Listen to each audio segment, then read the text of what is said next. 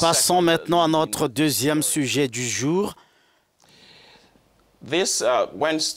Mercredi s'ouvre en Côte d'Ivoire le sommet Union africaine-Union européenne et le rapport thème Investir dans la jeunesse pour un avenir durable. Les dirigeants africains et ceux de l'Union européenne débattront des relations entre l'UA et l'UE. Plus de 83 chefs d'État représentant 55 pays du continent et 28 pays européens sont attendus à ce sommet. Des discussions ont déjà commencé bien avant l'ouverture de ce sommet prévu mercredi. Absolument, Jerry. Je vous le disais tout à l'heure en titre, depuis hier, les parlementaires des deux continents planchent sur des nouvelles pistes, des nouvelles orientations de coopération entre l'Afrique et l'Europe. Il est question de repenser de façon générale les modèles de développement et de coopération. Sans plus attendre, nous allons joindre par téléphone notre envoyé spécial à Abidjan, l'endroit où se tient donc ce sommet. Nathalie Wakam, pour en savoir plus donc sur ce qui est ressorti de ces réunions qui se sont tenues hier, ces réunions de parlementaires. Bonjour Nathalie. Bonjour Anna, mais bonjour à Gary également. Alors Nathalie, vous êtes à Abidjan depuis quelques jours déjà. La question des migrations, à la faveur de la vidéo de cette vidéo choquante montrant des migrants vendus en esclavage, a naturellement occupé une partie des débats, n'est-ce pas, de ces réunions auxquelles vous avez assisté? Oui, tout à fait, Anna. Disons que l'indignation suscitée après la diffusion de cette vidéo est loin d'être retombée. Et je reprends ici volontiers les propos du Premier ministre ivoirien Amadou Mbon Coulibaly, qui, en cours du Forum des affaires Union européenne-Afrique déjà hier, estimait que les relations entre les deux continents avaient atteint un tournant décisif. Fin de citation. Le discours était tout aussi inquiétant du côté des parlementaires africains et européens qui ont noté que le sommet Union européenne qui se tient mercredi va donc arriver à un moment où la question de la migration interpelle. Ici, on a évoqué le traitement indigne des migrants, contraire aux droits humains et aux valeurs communes que partagent les deux régions. D'où l'intérêt, selon les différents élus, de mettre sur pied de nouvelles options de migration légale, comme l'a confié l'honorable zimbabwéen Tapiwa Machakada.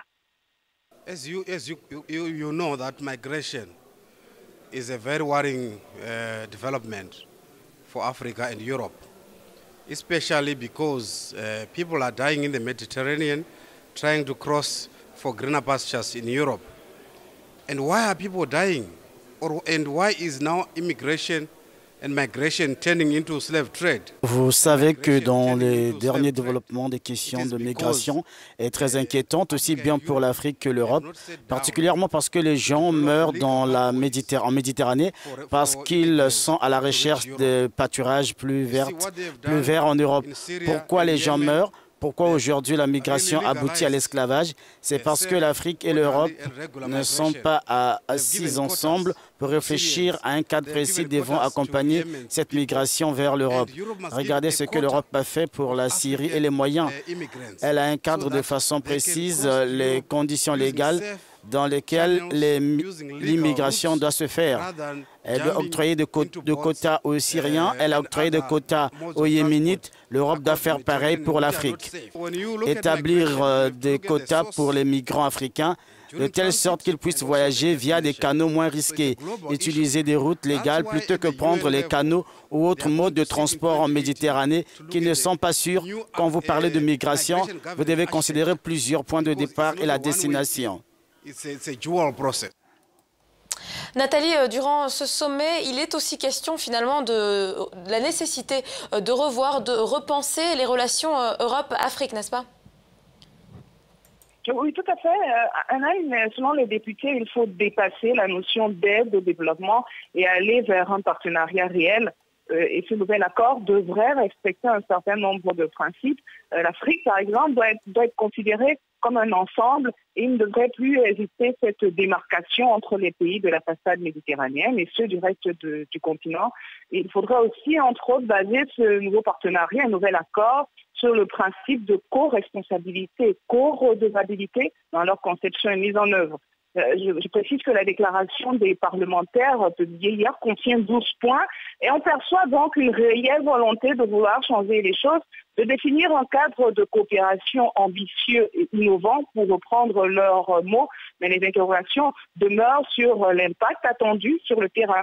Alors, pour que ce partenariat soit efficace aux yeux des populations, il doit apporter des solutions concrètes à des problèmes tels que l'électrification en Afrique, l'investissement des infrastructures ou même l'investissement dans les jeunes, ce que les programmes habituels de coopération ont jusqu'ici du mal à réussir. Voilà, merci Nathalie pour toutes ces précisions. On va vous laisser partir car j'imagine que votre journée s'annonce bien pleine, bien remplie. Bien évidemment, à partir de 6 heures déjà sur le pont pour éviter les nombreux embouteillages dans la ville d'Abidjan. Ah oui, j'imagine que ça doit être très obstrué. Merci beaucoup Nathalie en tout cas pour toutes ces précisions. Et nous continuerons bien évidemment de suivre cette actualité de près sur Africa News avec l'ouverture officielle du sommet Union africaine-Union européenne prévu demain, donc officiellement à Abidjan en Côte d'Ivoire. Yes, indeed. Thank you very much, Nathalie. Merci Nathalie.